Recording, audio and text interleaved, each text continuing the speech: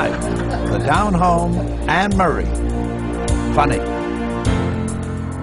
Tough. Opinionated.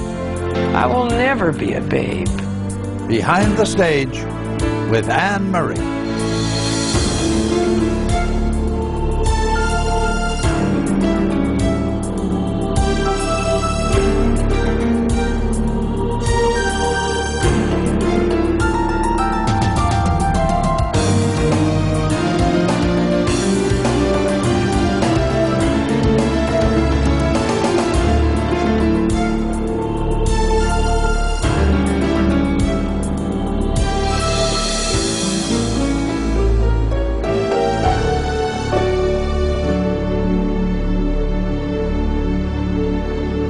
Good evening, I'm Gordon Vincent. Welcome to a special presentation of Life and Times.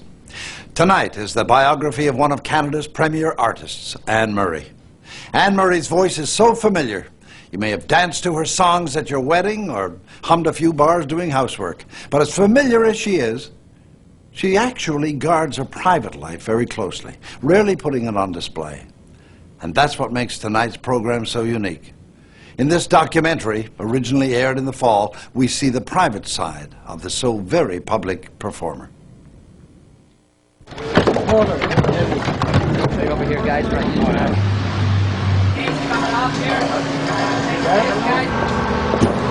over here, guys. Won't need this one. Wing the gate! Microphone at Davo. How much time?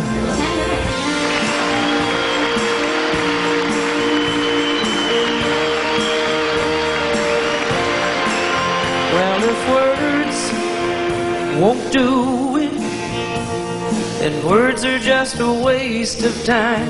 Anne Murray wants one more taste of life at the top of the charts. Not for the money.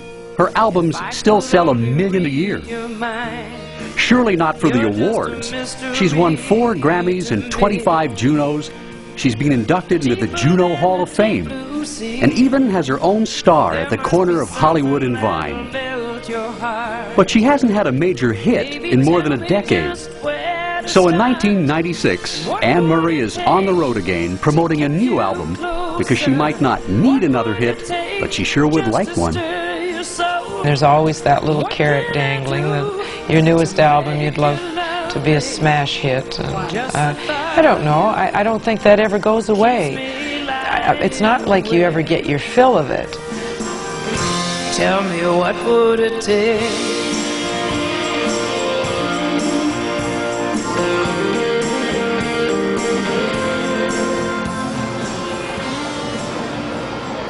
At 51, Anne Murray is a synthesis of the choices she's made in her life, balancing always between fame and family. Another early morning. 26 years of this is enough. She grew up in Spring Hill, Nova Scotia, a small town best known for the Spring Hill mine disaster of 1958. 74 men died when a coal mine collapsed. In a town that stands so close to death, you learn to value life and neighbors and family, even when you're not a coal miner's daughter. Anne was born on June 20th, 1945. Her father, Carson Murray, a quiet, almost reclusive man, was a doctor. His wife, Marion, was educated too as a registered nurse, but her life's work was raising her family of 5 boys and 1 girl, Morna Ann Murray. Well, she was named after her grandmother, Morna Carson, and I prayed to St. Anne. If I got a girl, I would call her Anne. Well, it's St. Anne de Beaupré that you pray if you want favors. The answer to Mrs. Murray's prayers grew up in this house. My sister who just died. Anne's father lived here until his death in 1980. And this was Her 82-year-old mother, Marion, still lives here, surrounded by a lifetime of memories and just about as many pictures of her famous daughter. This one. No. My brothers call this house the shrine, because everywhere they look there are pictures of me, so she's tried in the last couple of years to include more pictures of the boys and their children. This place is a kind of monument to the Murray family.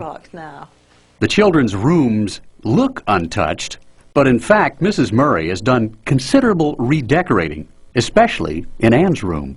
My bedroom as it is now looks like my mother would have liked to have had it as I was growing up, but I wouldn't allow it. It's all frills and white things and petty point and all this. I mean, it doesn't look one bit like me. Mom, from the time I was very little, tried to dress me up and tried to put little ringlets in my hair, and then she would put little ribbons on the bottom of the braids, ever so cute, and I would rip those ribbons out. I hated ribbons and things because I wanted to be a boy. I had 3 older brothers, and I wanted to play ball, and I wanted to play football and hockey and do all those things. I didn't want to be different from them. And then I got 2 younger brothers again, so there I was in the midst of all of this. She was a nuisance to them, you know, but when they wanted to pitch a ball or something and she was an extra, why, they all accepted her. But I think they thought she was a pest at times. And so she gave, I think the boys gave her a hard time. Harold would never pass me without hitting me. He never passed me in his entire life until maybe I was 21 without whacking me right here or someplace. When Harold left for university, Stuart and Bruce and I stood on the back steps and applauded. We were never so happy in our lives to see anybody go. We hated Harold. Well, I'll tell you the true story of what went on in our childhood. What? Even today, gathered round their old kitchen table in Spring Hill, it's clear that no matter how big the sister gets, Big Brother rules. Well, our father was a doctor and worked 80 hours a week and had no time for us. And Mother was overwhelmed with 6 kids and a bit of a social butterfly anyway. So you had to... So poor Anne was just left to drift aimlessly, no direction in her life. Her schoolwork was suffering. And finally, when she started drinking and smoking and running wild, the 3 older brothers decided to step in. It may have seemed tough at the time, but now we call it tough love.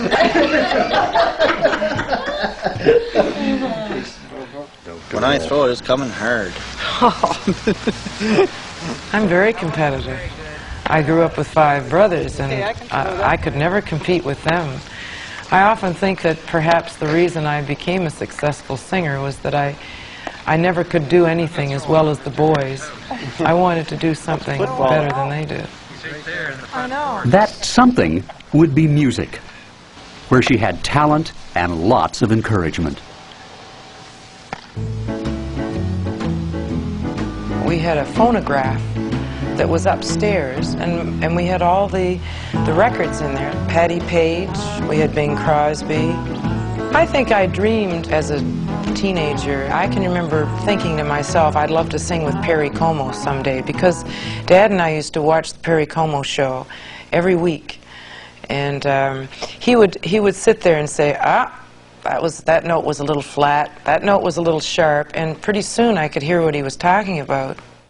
At 15, Anne began training her voice.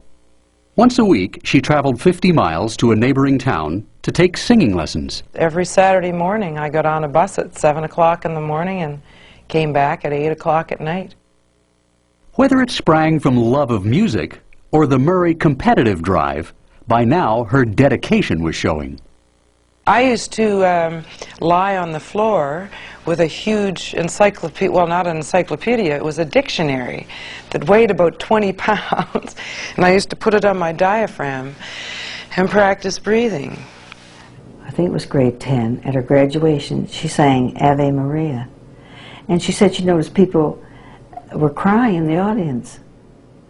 And that's when she first thought that her voice must be good. We had a group when I was in high school, a group, 3 girls. I played the ukulele. We sat on stools, and we had little straw hats and bare feet. We were called the Freshettes. After high school, Anne spent a year at a Catholic women's college. It was quite a leap from there to her next stop, living in residence at the University of New Brunswick. We first met Anne when she was hot off the girls' school, Catholic school press. It was naive, it doesn't even cut it. She was really pretty green. We taught her everything we knew. Jennifer Villard and Anne remain close friends. 30 years ago, they were both studying phys ed and learning about life. Anne took a little worldliness from her friends and gave them back music. We used to sing in the rooms, and we all found out very quickly that she had a great voice.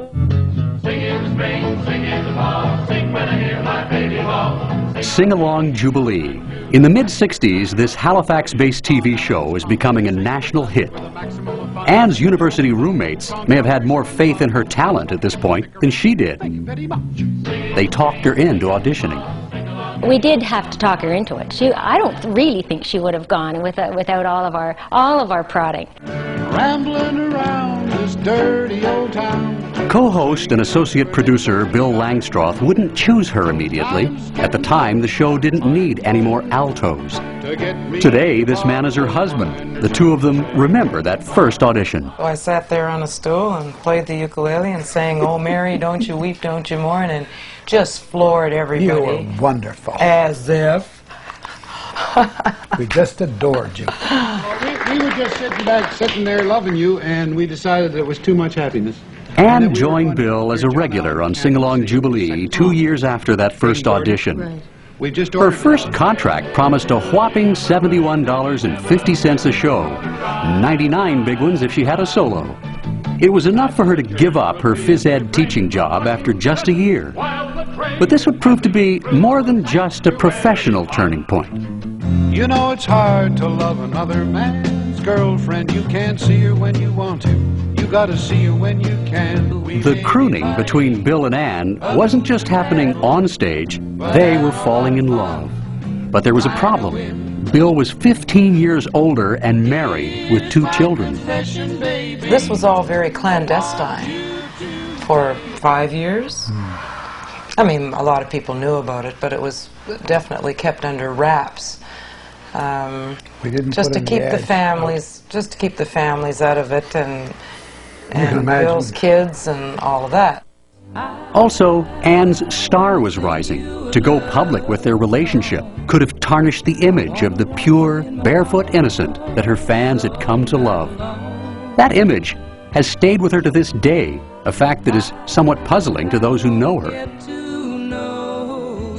I think the image that she had was the girl next door, but she became the girl next door by, in some of her TV specials, sitting in the Swansea Legion drinking a beer. I mean, that's not a milquetoast image, really. She did all the things that you would not associate with a milquetoast, and yet she still ended up looking squeaky clean. It's like being able to swear and not sound like you're really being profane, you know? She seems to have that ability. As the Canadian editor of Billboard magazine, Larry LeBlanc has been following Anne's career since Snowbird days. The Canadian media went along with, you know, at the same time created this girl next door type image. That is not the image of anybody that I know who knows Anne Murray has ever thought about. She's hard-hitting, she's opinionated, she's salty. 1970, the sweet singer from the Maritimes was about to rocket to the top. The 70s would be Anne's decade. This song, her signature. Snowbird was the first American gold record ever given to a Canadian. The snowbird sings a song he always sings. It made Anne an international star. Flowers that will bloom again in spring. 90 when I left. Her career got a further boost when she became a regular on Glenn Campbell's TV show. How big is spring? It's about 5,000. 55. Oh, you see. I really been around. She and Campbell eventually became lifelong friends. But at the time, the leap to the big leagues was a little overwhelming. It was kind of frightening in a way, although I had done a fair amount of television. I mean, I had already done 4 years of television. I think it was more the idea of being in Hollywood. I was like very shy. I didn't approach anybody or anything. I just sort of stayed on my own, and I was scared to death. This wasn't the only pressure Anne was facing. Her sudden rise to fame meant touring, being on the road for months on end with a band that was unruly and often unreliable. I lived on the edge all the time. I can remember doing flights, and most of our flights, we'd have stopovers in Chicago, and of course there were bars in Chicago airport. And I would never know, if we had too long a layover, I'd never know who was going to be sober by the time we got, and I had once had somebody who fell off a stage, one of the players fell off a stage because he was too drunk to stand up. Superstardom also brought with it constant probing by journalists looking for a fresh angle. The star wouldn't talk about the guy waiting for her at home. So when the media took note of Anne's strong lesbian following, people jumped to conclusions. Because her image was being painted in such a Pollyannish way, that was something that people hung on to, because it was the only thing that, that was real. I mean, she made Julie Andrews look evil in those days. I mean, she was, in terms of the image that they were, portraying of her. So maybe it was something that people went, oh, well, maybe she's gay. I was unmarried, I was a phys editor, a jock, and I had this deep voice and short hair. And I guess people thought I was unattached, but of course I was having a clandestine relationship with Bill. The road, the rumors, and relentless fame started to get her down. She was burning out. I didn't have any breakfast. I was all over the place. I tired myself right out. But I kind of woke up after that, because I went, wait a second, you're killing yourself. And after that first year, I think it's to be 71, 72 in there somewhere, I kind of went, whoa, let's pull this together here. To take charge of her life, she needed help. So she found herself a kind of professional big brother. By this time, Anne Murray was a big star. She had the power to pick any manager. She chose Leonard Rambo, who at the time had a secure job with the federal government. She'd been impressed with his organizational skills a few years earlier when he'd booked her to sing at a youth concert. While Leonard had no experience managing a star like Anne Murray, he had a qualification that was more important. A fellow maritimer, he and Anne shared the same basic philosophy, that what was most important in life is family and friends. It was an easy fit. For 25 years, until his death in 1995, Leonard Rambo was Anne Murray's manager, mentor, and friend. He made a lot of decisions on my behalf without because we knew each other so well, I trusted him implicitly to make those decisions. And I handed it over to him. I said, no, if you need to talk to me, call me, but if you can make the decision, you do it. And he would, and anything of importance he would call. It was just a great relationship. We used to finish each other's sentences. Even though we ain't got money, I'm so in love with you, honey. Together, Anne and her new manager learned the business. She won her first Grammy for Danny's Song, and the kudos just kept coming. She was told that Elvis Presley considered her his favorite singer, and another rock legend, one of her idols, paid her one of the industry's highest compliments. I was doing the Grammy Awards, and there was a knock on my door, and it was John Lennon. And he made a special point to come to my dressing room to tell me that my version of You Won't See Me was the best cover of a Beatles song that he'd ever heard. I almost fainted. I was so thrilled by that, because as far as I was concerned, the Beatles were the second coming. I don't know why you should want to hide. It would have been easy for Anne to have been seduced by the glamour of showbiz. But even at 25, it was clear that wasn't going to happen. I never ever told anybody I wanted to be a big star. It just seems to be happening. And lots of people can say, well, I'll go to Los Angeles, I'll live there, I'll be very happy, but I'm not happy here. So why give up that? I don't think that anything is worth that. My career is not my life. My life is to be around the people whom I love and like to be with, and they aren't here in Los Angeles. I cried a tear. Fame and family collide when Life and Times returns.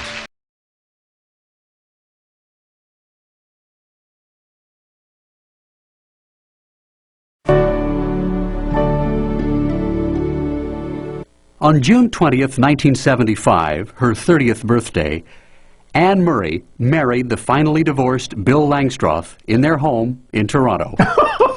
I mean, ho ho. The wedding was a cartoon. We had it in my house. Well, it was supposed to be a secret, and we were asked to go up. And I said to Carson, there's something going on. I don't know what it is, but I think we had an idea. I had been in the studio, and I had arrived late. The priest was waiting. The priest was there with his dog outside. They were waiting for me, and my mother says to me, this is at 8 o'clock at night, what are you going to wear? And I said, well, I don't know. Go up and pick something. Well, you know, she had this moo-moo, as I think they're called, moo-moos, and it was green. You're going to wear that?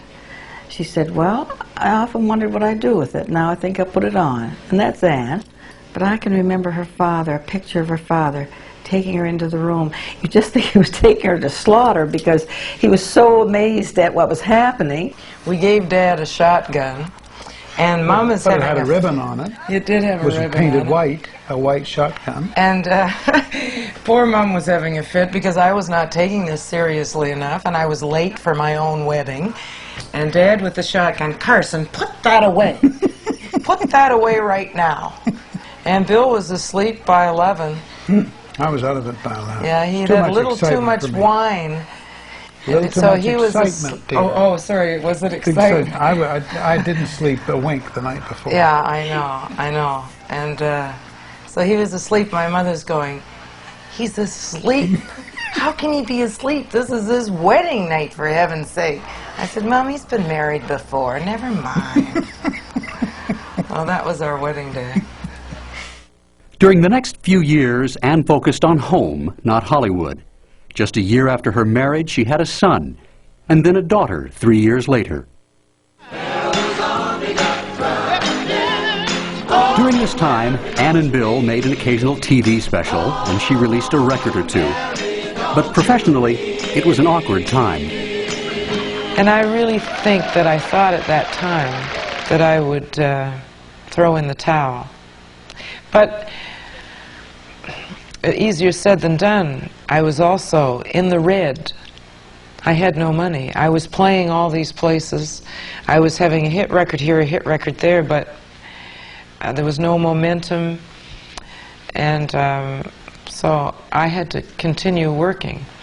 But once I had William, I sort of felt like I could do anything. And I think a lot of women will tell you that once you have a baby, you feel, God, I can do that. If I can do that, the rest of it's easy. Later, she'd call it a period of semi-retirement. She was certainly regrouping. Between pregnancies, she delivered her biggest hit. I cried a tear. I was confused. You cleared my mind. You Needed Me is Anne Murray's favorite song. It won her a second Grammy. She beat out Carly Simon, Olivia Newton-John, Donna Summers, and even Barbra Streisand for Best Pop Vocalist. She was on top of the world. Yet this world was in constant conflict with the other one, home and kids. The mix of fame and family was an uneasy one. Her children were never far from her mind. She even began playing long engagements in Las Vegas so she could have her family with her. I tried to make it as normal for them as possible, but my life is not normal. But when they were old enough to go to school, I decided that they were going to stay home, and that was that. So Bill stayed at home with them, and had he not done that, I wouldn't have been able to do it. We decided that there had to be a constant in their lives, and that's the way it had to be, and I had the career that was flourishing, so boom. That's the decision was made there.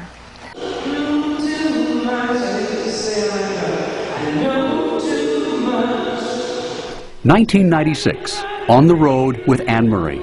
Some things don't change. Anne still won't be away from home for more than 2 weeks at a time, and she ferociously protects her family's privacy. Few people outside the family would even recognize her kids. In fact, the young woman mouthing the words to one of Anne's latest songs is her 17-year-old daughter, Dawn. Raised away from fame's often ugly glare, Anne's children appear to be normal, happy human beings. These decisions may have cost the star, but they've sure paid off for the mom. Her work is one thing, and being a mom is the other. Like, she could be Anne-Marie, and she could be just this mom that dresses in, like, sweatpants and, you know, hangs around us and does things with us, and, you know, but I would say that she's, like, kind of like two different people. I don't remember this, but I was told at one point that I picked up the phone at our house. I said, hello, and it was my mom on the other end. She said, do you know who this is? And I said, yeah, it's Anne-Marie. It's sort of confusing because I think at that age I knew not necessarily the difference between the two personalities, but I knew that she had a face that she put on, and there was a real face. So I guess in a sense, yeah, I had a keen awareness of that as a child. He didn't understand why I was always leaving him, why his mother would have to leave him all the time. And I said to him, well, you don't realize how guilty I felt at having left you all those times, and how difficult it was for me to do that. But it was either that, or I had to do something else. You either do it or you don't. And there's only one way to do it. You can't do it from home. I realize now that it was really hard for her leaving us. Yeah, it was. I mean, I'm not going to lie. I'm not going to say, oh no, it was fine, but it was hard. Like, you have to get used to that sort of thing. I mean, but you do. You just get used to it. I think I've gotten a pretty damn good deal, actually. I mean, I look at anyone who has a different life, and I mean, it doesn't matter. My parents are still together, they love me, and there aren't, I mean, we don't even have many problems. In my family, if there's a problem, you know, someone just complains about it, and then it's out in the open and it's gone. I think my mom and I have a really close relationship. You can love your mom, but I guess you could also like her as a person as well. So yeah, I love her and I like her, you know. Today on the road, Anne has her daughter at her side. And if it weren't Dawn, it would be someone else close to her. During the years, Anne has always liked to have somebody with her to counter her tendency to isolate herself.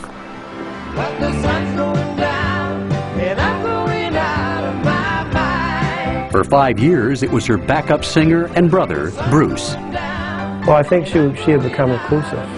So she had a tendency to go from the venue to her room, and that was it. And that's the kind of life she led. I don't know whether she was really afraid of people. I think it was just she didn't feel particularly safe because there were a lot of people around. And when I came on the road, I said, well, there's no reason why you have to stay in your room all day. I mean, if we're in Sydney, Australia, or in Melbourne, or in London, England, I mean, you don't want to stay in the hotel. So we get in a car and we go. Anne is a naturally private person, and that side of her personality has had some powerful reinforcement. She has spent decades looking over her shoulder.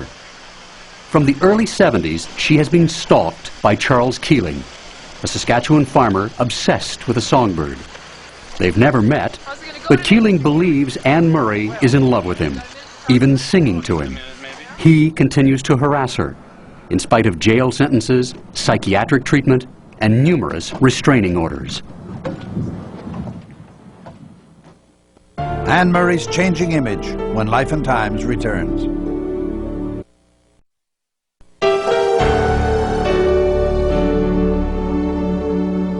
Time don't run out on me.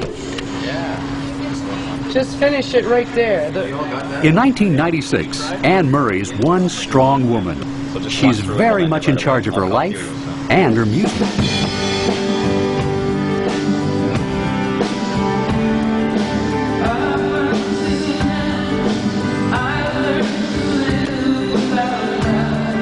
She has just got this kind of sixth sense, I guess. You know, when I come to the show prepared with charts and whatnot, she has this ability to see past that, you know, hear background harmonies, voicings on instruments. You know, if something's not quite right, she'll bring it to my attention and it gets changed right away. And she's very aware of what's going on around her musically. It's quite remarkable.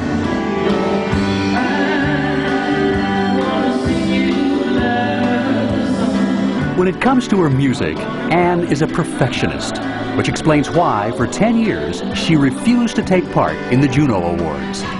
There was one shot taken of me singing You Won't See Me in 1975 at the Junos. And at the end of it I go, hey! What I was doing was reacting to an audience of people who were so apathetic. Half of them were drunk, and the other half were like, who cares? And I felt like crap on stage, and I thought, what kind of a music business is this that I'm part of? She told them she wouldn't be back until they turned the Junos into a good television show. They did, and in 1985, she was back. I was very nervous, because after having been away for 10 years or something or more, what was I going to say? And I thought of it just as I was leaving my dressing room. I just walked out and looked around and said, so this is where you hold this thing every year. Showing up at the Junos after such a long absence caused a stir, and so did her new look. This really makes me laugh when people talk about my spiked hair.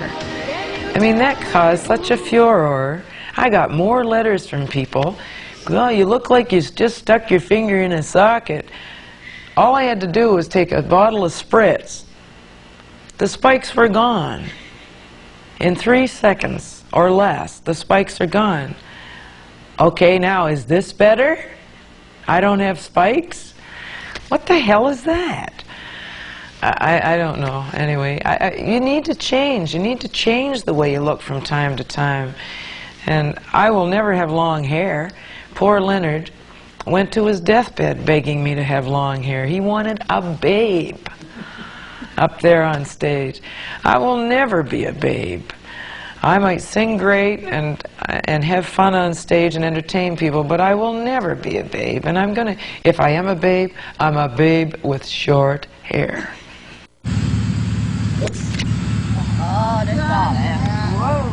Give a jock like Anne the choice between an afternoon at the hairdresser's or the golf course, and you know where you'll find her. She generally scores in the high 80s, and any golfer knows you don't do that without working at it. I don't think of myself as driven, unless it may be to play golf.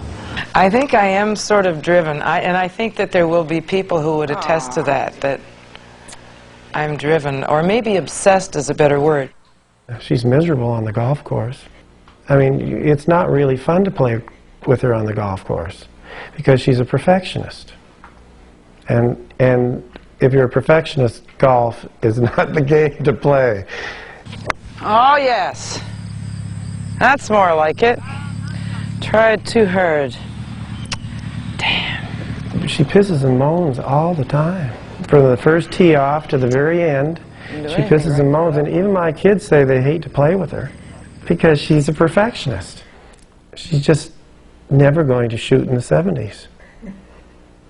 I mean, she might as well face it now.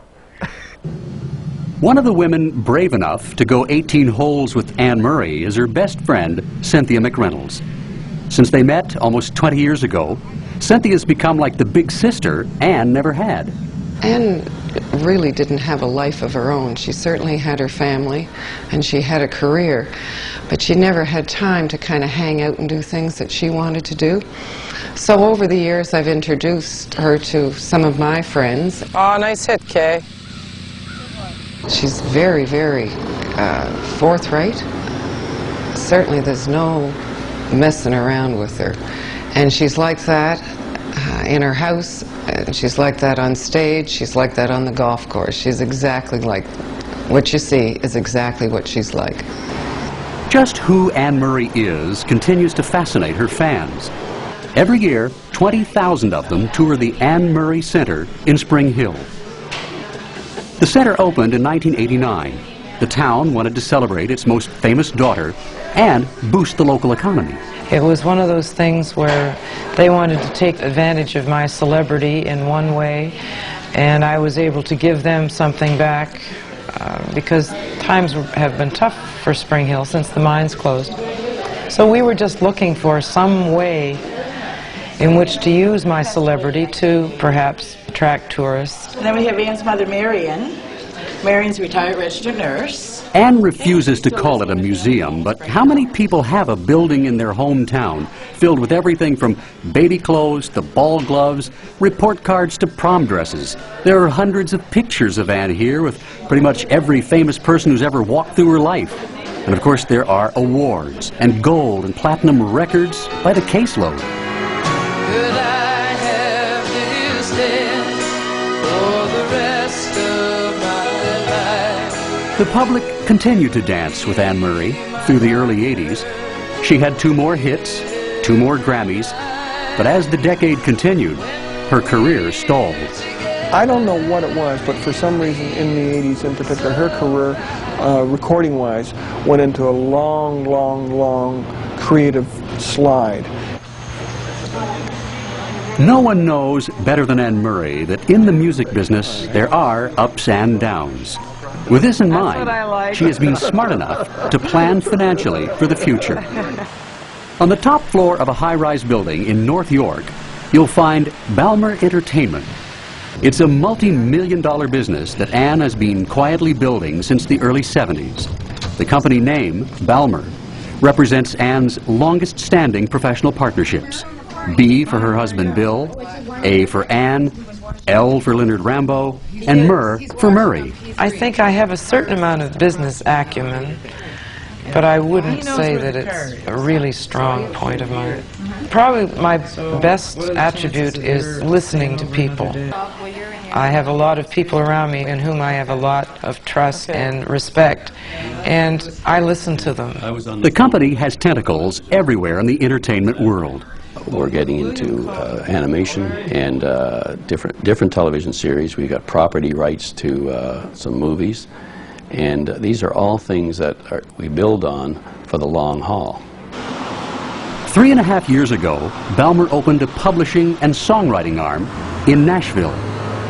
Look who's aching, whose heart is breaking this time. The company employs 10 house songwriters whose compositions Balmur pitches to other artists to record. Tom Long is the creative director of the Nashville office. What we're trying to do is create a catalog of songs and copyrights that Anne Murray will own, her company will own, and then hopefully will be explored around the world. And will create a lot of revenue as well as something that she can be proud of and we can be proud of. I think we did originally. Let's repeat it twice. Of the songs written for Balmur or sent to her company, Anne will personally listen to about 500 a year. She's never written her own tunes, but always taken pride in her ability to pick the good ones. So when Anne chooses to record a writer's song, it's a very sweet feeling. It is such an amazing experience to sit there and watch someone perform who you've admired for years and years and years, like all my life, and hear these songs that I remember hearing, and all of a sudden my song is up there too. She's singing my song. And it's such an honor. I mean, it like made me cry and laugh all at the same time.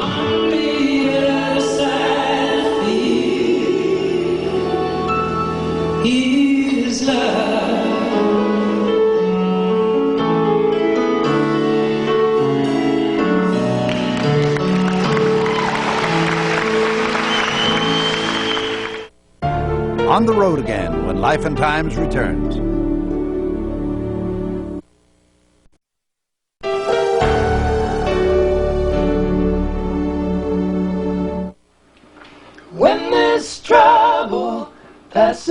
it's over. In the mid-1990s, Anne Murray was ready for a new creative challenge. She had just started to gear up for a new album when life temporarily knocked the music right out of her.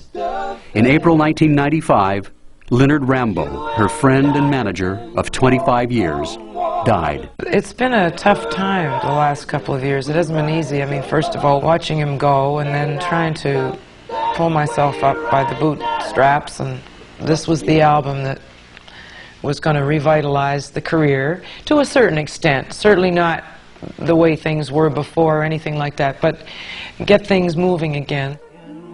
It never occurred to me that I would ever do anything without him. So I really had to regroup and pull myself together. Anne was faced with the toughest professional decision of her life. Would she leave the stage forever or rebuild? She decided to go for it one more time. I need to talk to you about Adams, like for an hour. I need to talk about Adams. It's not going to happen today. Why not? Because I'm going to be home by 6. Well, it's 10 after 4. Her new manager is Bruce Allen, a man with the reputation of a pit bull. At this point in her career, Anne knew that's exactly what she needed. I know how to go into a studio and do an album, but I can't go out on the street and flog it. So I needed somebody with some experience. So Adam is a golden boy down there, Anne, and he's done a hell of a job, believe me. Bruce Allen is best known as the manager of rock star Bryan Adams. It was because of the Adams connection that the new partnership with Anne was formed. Adams had co-written the song What Would It Take for Anne's new album. She called to see if he would consider singing backup on it. Sure enough, I asked him. He said it'd be great. He thought this was a big deal. Things evolved from there. One day she phoned me up and asked if I'd be interested in looking after her. And I talked to Brian about it, and Brian really wanted me to do it. He thought this would be fantastic. Because even when he finished the song, recorded it, he came back to the hotel room and he said, "This is unbelievable," he said, "recording with Anne Murray." Like, it was important to him, and it was a big moment in his life because he really respects her as a singer and as an artist. And of course, when I said, you know, she's asked if I would be interested maybe in looking after her, he says, "You've got to do it. You have to do it." Because if Anne Murray called, it's something like Queen Elizabeth calls, like, you got to show up, you know? Yeah, it's just too much golf. I've talked... Oh, yeah, right. One game of golf I had this whole trip. Now, the other thing, I said, Anne, the tour, you know, let's be honest, you haven't been on the radio for a long time, you're going to need somebody to go in there and really kick some ass and get you back on the radio and give this thing a shot, because you just can't throw records out there anymore and hope that they're going to get played.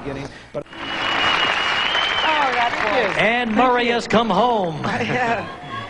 For the first time in years, and perhaps more than ever before, Anne is putting herself out there in front of the public and the press. So we have to create these events, whether they're in stores, whether they're TV appearances on morning television, whether they're interviews on radio, whatever it is, whether we have to sit. She didn't do interviews in Canada much anymore. We've done that now. The strategy appears to be working. For the first time in 10 years, Anne Murray is back on the charts. But she's realistic about how tough the competition is. People want to see new faces, new young faces. That's what's happening everywhere. And eventually that's going to... I don't have any illusions about this. She's competing with Celine Dion. She's competing with Whitney Houston. She's competing with Gloria Estefan. I mean, we can go on and on, Mariah Carey. And she's got the vocal skills to take all of them on. However, it's whether or not she has the hungriness to do it, the heart to do it. I'm as keen for this to be as much a success as anything I've ever had. And I'm working my butt off to try and make that happen. The wireless is on it now, but It's a simpler, more real Anne Murray that her new manager is betting the 90s public wants to hear and see.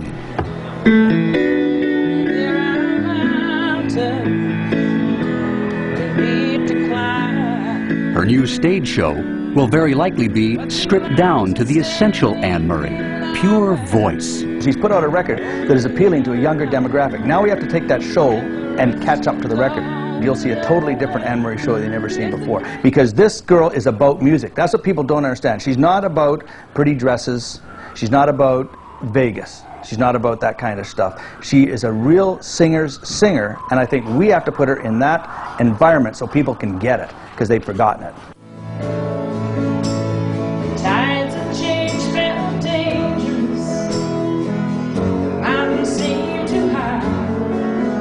but my dreams were slowly fading as time went quickly by. She has come full circle, back to the simplicity of song.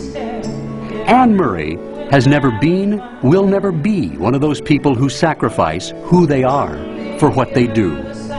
She's no showgirl, no fame junkie, no prima donna. Just a singer with an extraordinary voice and a need to be heard. Going for it one more time.